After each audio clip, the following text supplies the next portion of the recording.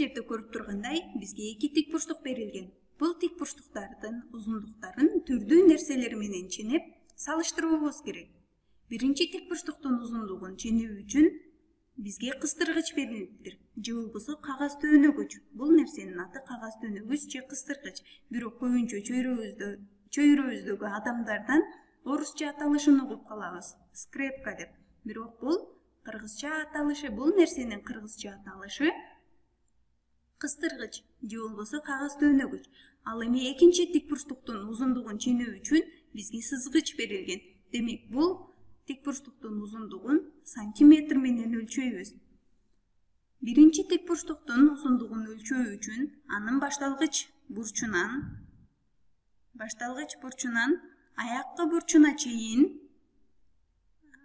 аяк бурчуна чейин канча кыстыргычка барабар экендигин эсептейбиз. 1, 2, 3, 4, 5, 6, 7, 8, 9, 10. Биринчи тик бурчтугубуз 10 кыстыргычка барабар. Кыстыргыч 10 кыстыргычка барабар. Ал эми экинчи тик бурчтугубуздун узундугун ченейбиз. Анын дагы башталгыч бурчунан баштап аяккы бурчуна чейин канча сантиметрге барабар экендигин эсептейбиз.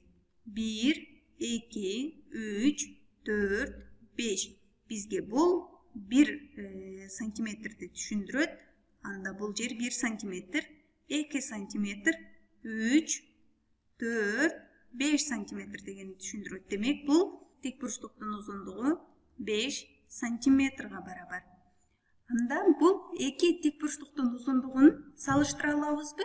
Бул жерде 10 кыстыргыч чыкты. Демек, бул тик бурчтуктун узундугу дагы узун деп айта алабызбы?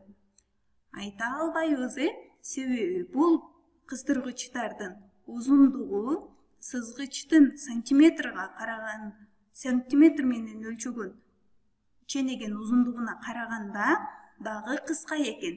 Бул төөнөгүчтөр сантиметрдин узундугуна караганда дагы кыска болуп жатат. Кыска. Узундукту ченүү бирдиги бул жерде дагы кыска берилген. Ал эми бул жерде узундукту ченүү бирдиги бул жерде узун. Биринчи тик бурчтукка караганда дагы узун нерсе менен өлчөп атабыз. Анда биз бул эки тик бурчтуктун узундугун салыштыра албайбыз.